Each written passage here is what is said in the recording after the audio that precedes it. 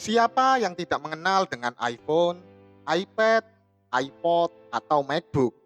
Ya, semua produk-produk yang sudah Roni sebutkan tadi adalah hasil karya dari perusahaan multinasional asal Amerika Serikat, yakni Apple Inc. Sekilas mengenai perusahaan ini, Apple Inc. merupakan salah satu perusahaan teknologi dengan valuasi terbesar di dunia yang memiliki kantor pusat di Cupertino, California, Amerika Serikat. Perusahaan ini awalnya bernama Apple Computer, yang mana berdiri pada April 1976 untuk mengembangkan dan menjual piranti komputer pribadi buatan Steve Wozniak dengan merek dagang Apple One. Steve Wozniak sendiri adalah salah satu pendiri Apple bersama Steve Jobs dan Ronald Wayne, yang mana Ronald Wayne pada akhirnya memutuskan keluar dari Apple tidak lama semenjak Apple mulai beroperasi karena ketidaksamaan visi, cita-cita, dan pandangan dirinya dengan Steve Jobs. Apple sendiri resmi berdiri dengan badan hukum menggunakan nama Apple Computer Inc. pada tahun 1977. Setelah perusahaan ini mendapatkan pendanaan awal dari manajer pemasaran produk dan semi pensiunan Intel yakni Mike Markula. Produk-produk Apple dikenal oleh banyak kalangan karena desainnya yang minimalis dan kualitas produknya. Selain itu, Apple juga dikenal sebagai perusahaan teknologi paling inovatif di dunia dengan mempopulerkan berbagai teknologi baru pada zamannya, seperti penggunaan layar monitor dalam satu set komputer, penggunaan antarmuka grafis, dan penggunaan mouse pada komputer Apple Lisa dan Apple Macintosh, yang mana pada saat itu hampir tidak ada komputer yang menggunakan teknologi yang sama. Ini yang membuat kepopuleran Apple dan Steve Jobs sebagai pemimpin terus meroket bak pesawat luar angkasa.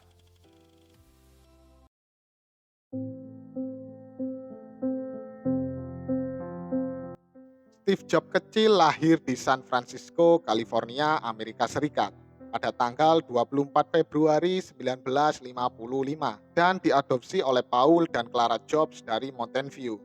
Ya, dari kecil dirinya tidak tahu siapa orang tua kandungnya, yang kelak inilah yang membuat Steve Jobs remaja menjadi stres hingga akhirnya membuatnya berusaha keras untuk bisa menemukan siapa ibu dan ayah kandungnya tersebut. Orang tua biologis Jobs adalah Abdul Fattah Jandali, seorang sarjana berkebangsaan Suriah yang kemudian menjadi profesor ilmu politik, dan Joanne Simpson, seorang sarjana berkebangsaan Amerika Serikat. Steve Jobs juga memiliki adik biologis dari kedua orang tua kandungnya, yakni seorang novelis, Mona Simpson.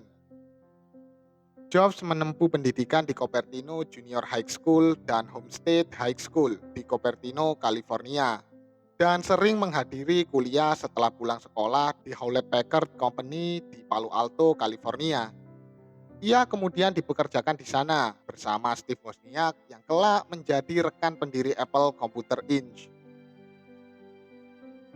Tahun 1972, Jobs lulus dari sekolah menengah atas dan mendaftar masuk ke Reed College di Portland, Oregon.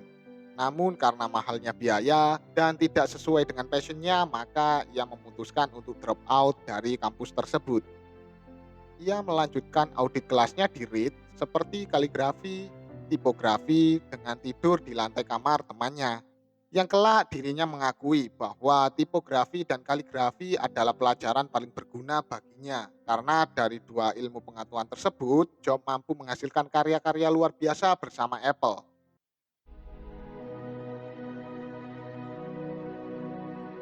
Dua Steve pertama kali bertemu saat mereka bekerja untuk Hewlett Packard Company untuk sama-sama mendesain video game untuk Atari. Dari keuntungan yang diperoleh, mereka menggunakannya untuk membeli sebuah komputer yang sederhana. Salah satu produk dari Call Computer, pimpinan Alec Amrat, untuk dipelajari mekanismenya. Setelah melihat wacana mengenai membangun terminal komputer sendiri dari suatu majalah yang berjudul Populer Elektronik terbitan tahun 1975, dua Steve tersebut merakit sendiri komputer mereka dengan spare part yang ada pada toko-toko. Komputer konversor yang dirakit tersebut terdiri dari 24 baris dan 40 kolom. Hanya menggunakan huruf kapital, menggunakan monitor berupa video teletype, dan dapat terhubung dengan call komputer. Alec Kamrat selaku pimpinan dari call komputer menanggapi positif hal ini.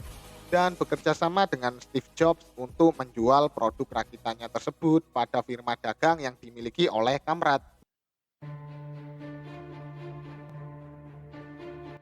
Pada tahun 1975, Steve Jobs dan Steve Wozniak menghadiri pertemuan di Homebrew Computer Club, sebuah perkumpulan penggemar komputer pada masa itu.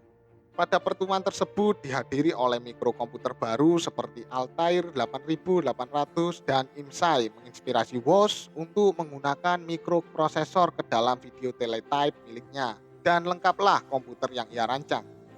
Pada saat itu hanya tersedia mikroprosesor CPU Intel 8080 senilai 179 US dollar dan Motorola 6800 yang dibanderol seharga 170 US dollar. Saat itu Wozniak berniat bekerja sama dengan Motorola, tetapi saat itu masih belum menemukan kata sepakat karena range harga yang diminta baik Intel maupun Motorola terlalu tinggi dan jauh dari budget mereka. Namun Wozniak tidak menyerah begitu saja. Ia melihat, mempelajari, dan mendesain komputer pada kertas. Ketika MOS Technology 6502 chip, sekarang baterai CMOS, dirilis dengan kisaran harga 20 US dollar pada tahun 1976, Woz membuat program yang sesuai dengan chips tersebut dengan bahasa BASIC dan mulai mendesain komputer yang mampu menjalankannya. Woz menyempurnakan penemuannya dan membawanya ke pertemuan Homebrew Computer Club sebagai show off. Pada pertemuan tersebut, Wozniak bertemu dengan teman lamanya, yakni Steve Jobs, dan sama-sama tertarik terhadap potensi komersial dari hobi komputer tersebut. Disinilah keahlian Jobs ditunjukkan, yakni dengan kepandaiannya dan keahliannya dalam mengolah kata demi kata untuk mempromosikan produk tersebut dengan kalimat, "Ini adalah komputer pribadi pertama yang pastinya ingin kamu lihat." Alexander Graham Bell saat dia dengar dering pertama teleponnya sama revolusionernya dengan ini.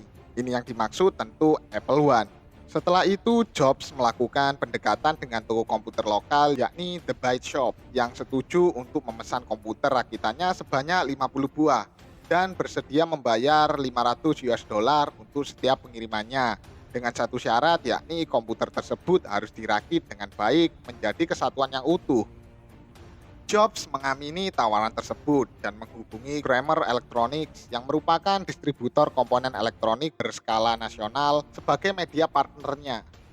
Inilah awal mula dari terciptanya produk komputer Apple pertama yang komersial, yakni Apple One, dan menjadi pondasi dari perkembangan yang gila-gilaan dari produk-produk Apple selanjutnya.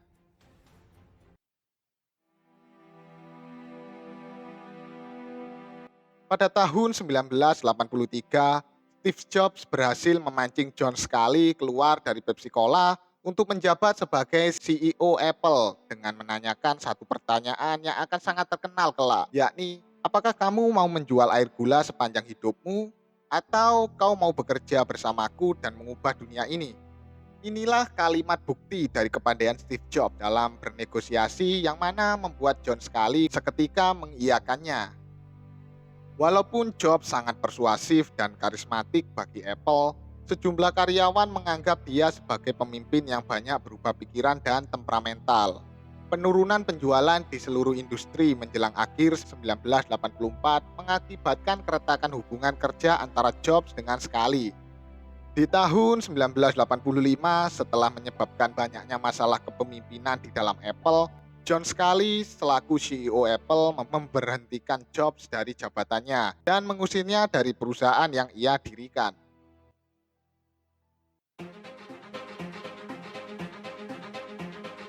Pada tahun yang sama setelah ia dikeluarkan dari Apple, Jobs tidak perlu waktu yang lama untuk mendirikan perusahaan komputer lain yang ia beri nama Next Computer. Seperti Apple Lisa, teknologi stasiun kerja Next sangat maju. Namun industri ini menganggapnya sebagai barang yang mahal. Stasiun kerja Next memiliki pengikut yang banyak karena kekuatan teknisnya dan sistem pengembangan perangkat lunak berorientasi objek yang sangat penting bagi mereka. Jobs memasarkan produk Next di bidang ilmiah dan akademik karena teknologi baru yang sangat inovatif dan eksperimental yang dimilikinya seperti kernel match, chip pemroses sinyal digital, dan port Ethernet yang terpasang tetap atau on-board. Tahun 1996, Apple mengumumkan bahwa mereka membeli Next seharga 429 juta US dollar. Persetujuan ini berakhir pada akhir tahun 1996, sehingga membawa Jobs kembali ke perusahaan yang ia dirikan bersama Wozniak. Jobs menjadi kepala secara de facto dan menggantikan CEO Apple sebelumnya, Gil Amelio, yang diturunkan pada bulan Juli di tahun yang sama. Ia secara formal menjabat sebagai pimpinan eksekutif interim pada September 1997 hingga pada akhirnya mengundurkan diri dari jabatan CEO Apple pada September 2011 karena alasan kesehatannya yang mulai memburuk.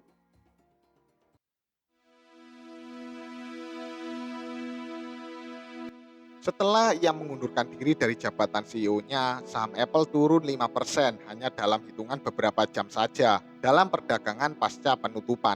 Kesehatan yang mulai memburuk membuat ia harus mundur dari perusahaan yang ia besarkan bersama Wozniak. Walaupun sebenarnya ia juga tetap menjabat di perusahaan ini sebagai ketua dewan perusahaan. Sebelumnya, yakni pada pertengahan 2004, Jobs mengumumkan kepada karyawannya bahwa ia didiagnosa memiliki tumor kanker di pankreasnya.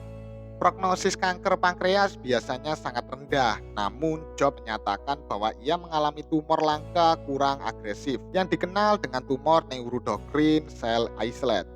Setelah menolak usul intervensi medis konvensional dan menjalani diet khusus untuk mengurangi penyakit ini, Jobs menjalani prosedur Whipple pada Juli 2004 yang berhasil melenyapkan tumor tersebut. Jobs tampak tidak memerlukan kemoterapi atau terapi radiasi. Selama Jobs tiada, Timothy D. Cook atau Tim Cook ditunjuk sebagai kepala penjualan dan operasi global Apple dan menjalankan perusahaan ini. Pada awal Agustus 2006, Jobs menyampaikan pidato intisari untuk Worldwide Developer Conference tahunan Apple. Penampilannya yang kurus dan penyampaiannya tanpa daftar yang tidak biasa seperti pilihannya untuk mengalihkan bagian-bagian penting pidatonya kepada presenter lain memunculkan banjir spekulasi tentang kesehatannya di media dan internet.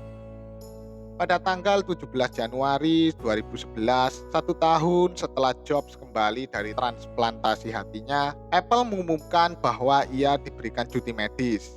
Jobs mengumumkan kepergiannya kepada para karyawan melalui surat, menyatakan bahwa keputusan tersebut ia buat agar bisa fokus untuk memulihkan kesehatannya. Selama cuti medisnya tahun 2009, Apple mengumumkan bahwa Tim Cook akan menangani operasi harian dan Jobs akan terus terlibat dalam keputusan strategis perusahaan. Sekedar informasi, Tim Cook inilah nantinya yang akan menggantikan Steve Jobs dari jabatannya sebagai CEO Apple setelah dirinya tiada hingga video ini dibuat. Jobs mengumumkan pengunduran dirinya sebagai CEO Apple pada tanggal 24 Agustus 2011. Dalam suratnya, Jobs menulis bahwa ia tidak bisa lagi menjalankan tugas dan pekerjaannya sebagai CEO Apple. Jobs meninggal dunia di rumahnya pada tanggal 5 Oktober 2011 akibat komplikasi kanker pankreas bentuk langka. Kematiannya diumumkan oleh Apple dalam sebuah pernyataan sebagai berikut. Kami sangat berduka untuk mengabarkan bahwa Steve Jobs telah meninggal dunia hari ini. Kecerdasan, semangat, dan energi Steve adalah sumber inovasi berharga yang memperkaya dan memperbaiki hidup kita semua. Dunia menjadi lebih baik karena Steve. Cinta terbesar adalah untuk istrinya, Lauren, dan keluarganya. Kami berduka untuk mereka dan semua orang yang tersentuh oleh perjuangan yang luar biasa. Jobs meninggalkan Lauren, istrinya yang menemaninya selama 20 tahun, 3 anak mereka, dan Lisa Brennan Jobs, putri Jobs dari hubungan sebelumnya. Keluarganya merilis pernyataan yang mengatakan bahwa ia meninggal dalam damai. Itulah kisah hidup Steve Jobs yang sangat luar biasa sekali. Kita bisa belajar dari kisah hidup Jobs yang pantang menyerah, semangat dalam bekerja, dan visinya dalam mewujudkan dunia yang lebih baik ke depannya. Seperti perkataan Jobs, tetaplah lapar, tetaplah menjadi bodoh. Dengan kita lapar akan pengetahuan, maka kita akan mau terus belajar apapun itu. Dan dengan tetap menjadi bodoh adalah alasan terkuat untuk kita terus mau belajar dan berjuang. Sekian video kali ini. Semoga kita bisa mengambil hal positif dari kisah salah satu orang paling berpengaruh di dunia ini, yakni Steve Jobs, sang visioner dan legenda teknologi dunia.